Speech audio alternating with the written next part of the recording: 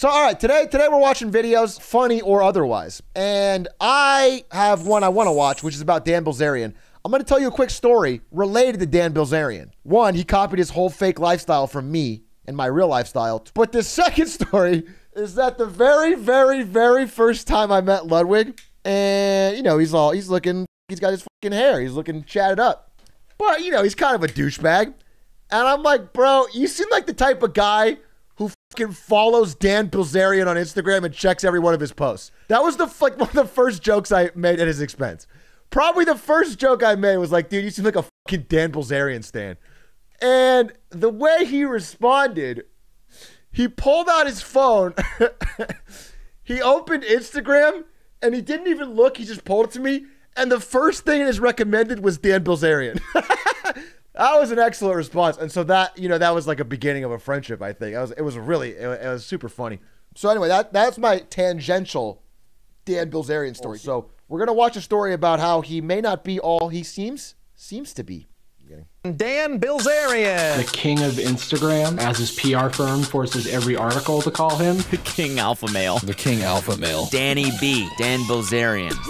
I just have bitches around me all the time. I'd be jet ski. Bro, imagine being an alpha when you could be a sigma. It's so cringe. I think we're good.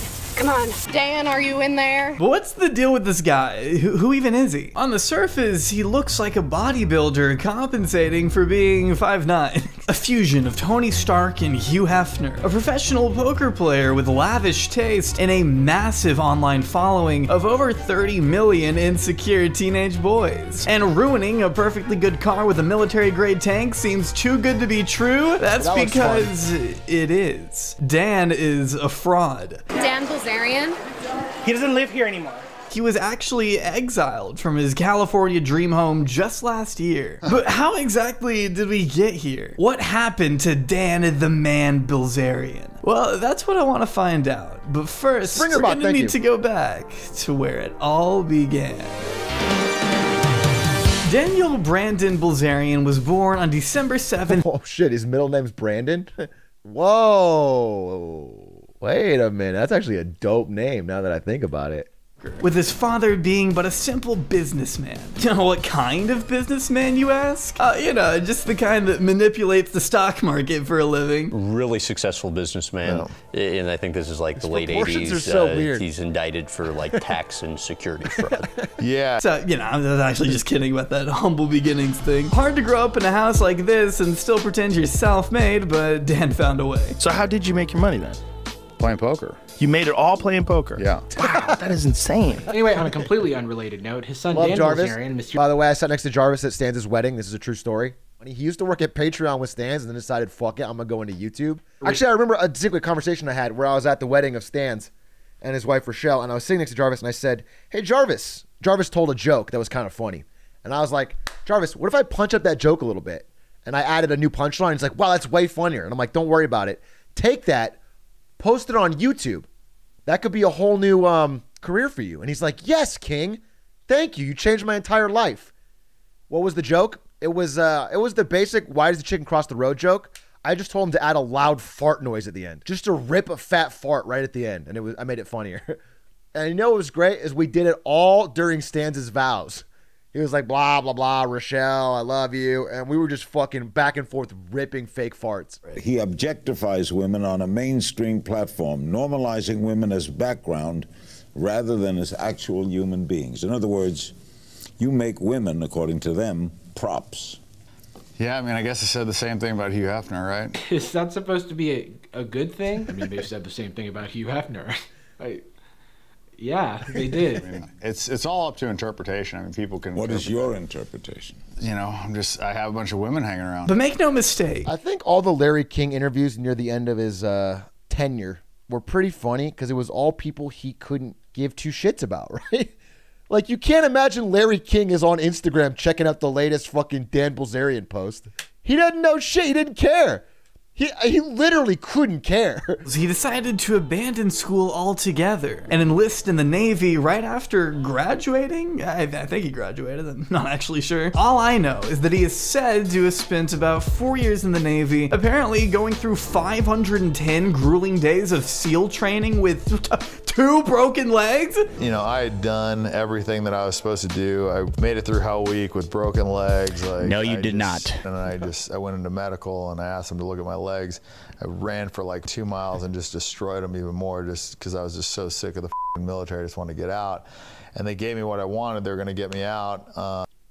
Think under the UCMJ, that's actually a crime. It just seems like this is made for social media. The first step in becoming a Navy SEAL is completing basic underwater demolition training, known as BUDS for short. Meant to test physical and mental stamina, the 24-week program is described as demanding and intense. Most trainees don't even make it past this one phase, but Dan has insisted he spent over 1.5 years on BUDS alone. Yeah, the same guy who struggles to land a jet ski in the water.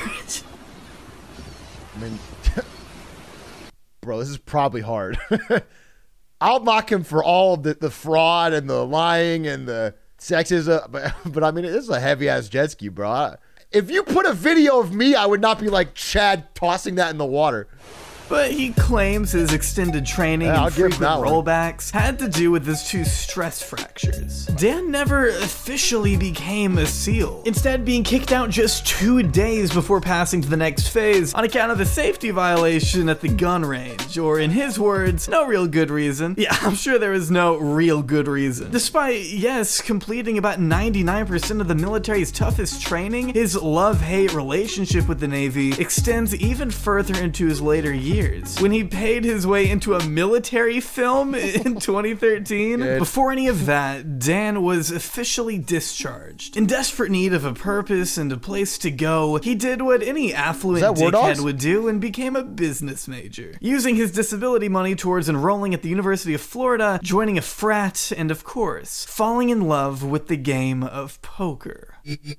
Who doesn't in college? Staying up late and losing a ton of sleep was worth it if it meant getting to play an extra game with his classmates in between important business readings. By his sophomore year, Dan was addicted, even reportedly taking out a loan on his car and selling 3 of his most expensive guns so he had more money to gamble with. So I went like flat broke my sophomore year, and I actually had to like sell 3 of my guns. And then I took that money and went and like played them. Can you guys relate? Any other sophomores go flat broke and have to sell 3 of your favorite guns?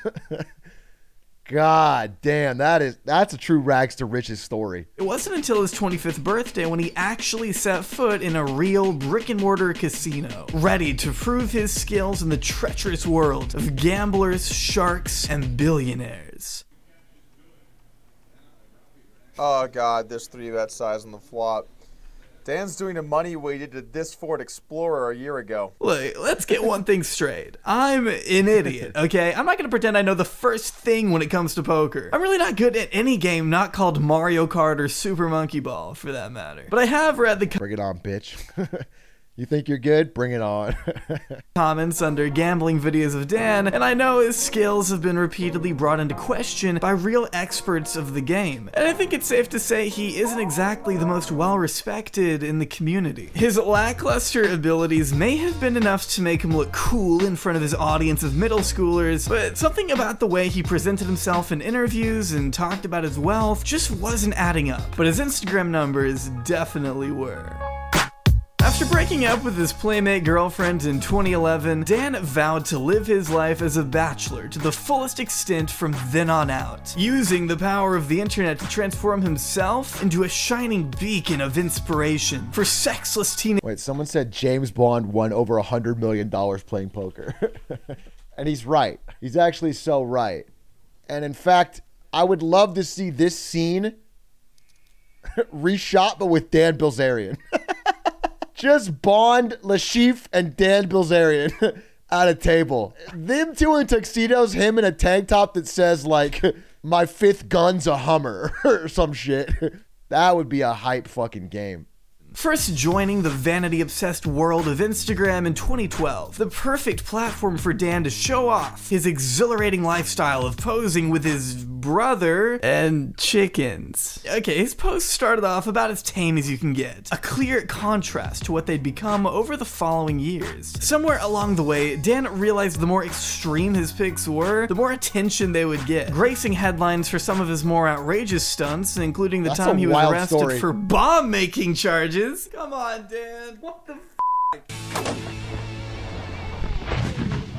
After blowing up his own tractor trailer, he pled no contest for failing to extinguish a fire out in the open. No jail time, no weapon restrictions, nothing. Just a measly fine of about 17 grand, which he only received because it happened on public property. Not to mention the time he launched porn star Janice Griffith off his rooftop. There are some details that I don't feel comfortable talking about right now. Has Dan called you up to apologize? He actually did not ever make an apology, unfortunately. Panicking at last minute, she grabbed Dan's t-shirt in a split second of regret before barely missing the pool below and smashing her ankle on the way down. What? Thanks to his scumbag. I'm genuinely sorry that your client was hurt. No one wants to see anyone injured. But the suggestion that Mr. Bilzerian is responsible for that injury is embarrassing. Okay, I mean, I don't know how embarrassing it is. Let's watch it again. There are some details. I mean, he does seem to be involved. And I thought chivalry was dead. Turns out Dan just wanted to protect his girl while brutalizing another one. Can't think of anything more considerate. Almost reminds me of the time he tried to play hero during an active shooting. Holy fuck, this girl just got shot in the fucking head. It's so fucking crazy. Dan Bilzerian was one of 22,000 people in attendance the night a 64-year-old man opened fire at a Las Vegas music festival. That's fucking disgusting. Your first thought is to vlog during an active shooting. In October 2017. During the worst mass shooting event in American history, Dan could be seen running amongst the crowd, documenting his live experience to his online following. Wanting to live up to the gun-toting macho man image he'd always exhibited, Dan was determined to do whatever he could to just the way he's talking about it is so psychotic. So the reactions from what viewers saw that night were mixed. Some expected him to do more than run for shelter, while others might argue he shouldn't have distracted officers from attempting to defuse an active shooting situation. But one thing I can tell you for certain is that this wouldn't be the only time his values were questioned, and it sure wouldn't be the last time he experienced controversy. For the longest time, Dan insisted the bulk of his income was a direct result of his poker earnings, turning himself from a broke college kid to a self-made millionaire through his late 20s. But not everyone was convinced. Still, Dan claims to have made the majority of his money through non-traceable cash games with billionaires in private, which is extremely convenient, wouldn't you say? Especially considering his Instagram flexing began around the same time his father's trust funds finally became accessible. Through a complex network of offshore banks and family partnerships, however, the Bilzerian family managed to keep living in the 28,000 square foot palace for about 20 years. Plenty of time for Dan and his brother Adam to grow up in the mansion Paul dubbed his own Taj Mahal, even while the SEC scrambled to locate the tens of millions he owed the government. That's crazy. That's crazy. He only 13 months in jail and didn't really pay anything. Only paying back an estimated 4 of the 63 million before filing bankruptcy? Come on, dude, you were not bankrupt. In 1997, with the SEC still chasing Mr. Bilzerian's assets, ownership of the mansion is transferred to a Nevada partnership owned by an offshore trust that initially has, according to court records, Mr. Bilzerian and his wife as beneficiaries and trustees. His family continues living there. One thing I did see, Biden just asked for $81 billion or something like that to go towards IRS actually prosecuting high net worth earners for tax fraud. Fingers crossed. Fingers crossed that goes through, because right now it's so underfunded that the only people they go after are fucking regular fucks. But if you're rich, they just don't have the funding for it, so they don't do it. You know, I mean, you read the detractors or comments they've made that, oh, nobody can make $100 million or whatever it is playing poker. He, you know, he's just, you know, poker's kind of he sucks, the way he says he makes his money, but he's really gotten it from the. He's like, shut up. He's like, shut the fuck up. Shut the fuck up. Yeah, I get it. Shut the fuck up. Don't describe in detail in this interview how exactly you know, trust funds, and you didn't all back. So really, yeah, I gave it to my brother. Why? I don't know. I didn't need it, didn't want it, didn't care.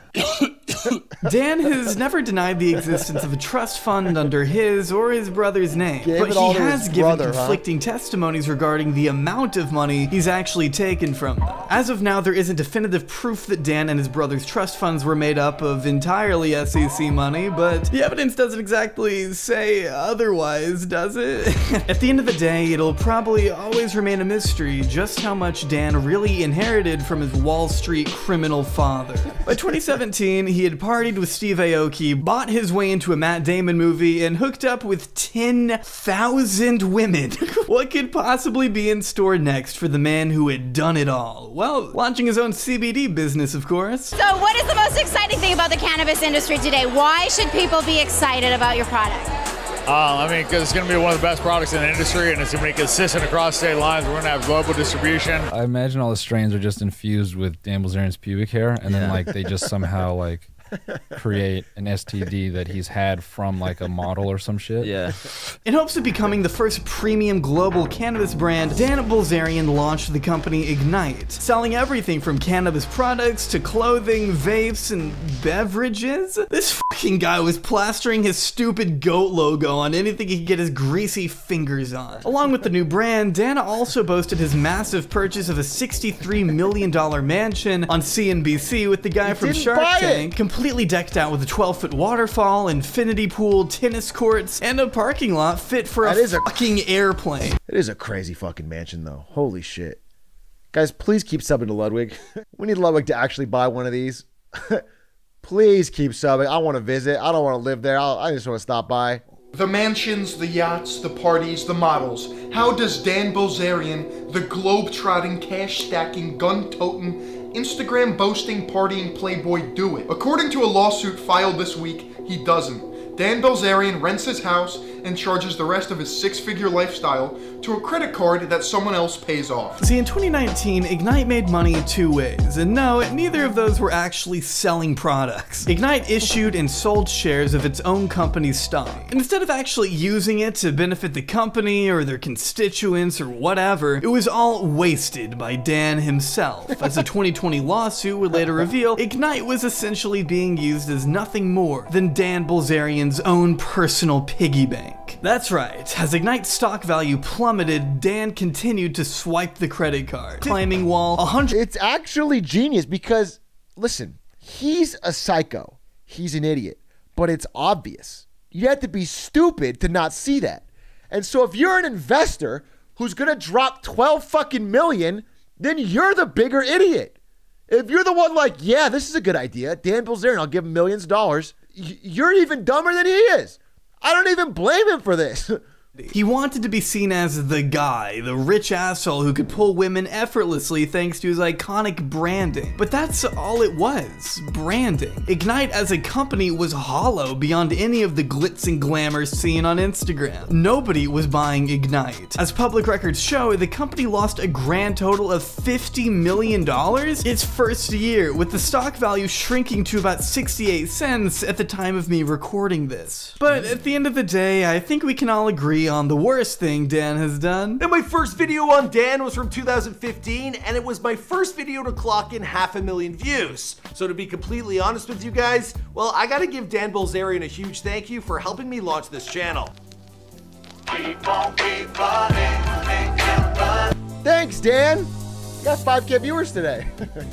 It's like if the guy that created Dogecoin was posting Instagram stories every day, a Doge copter and partying with Doge models and spending all your money, you're like, yes,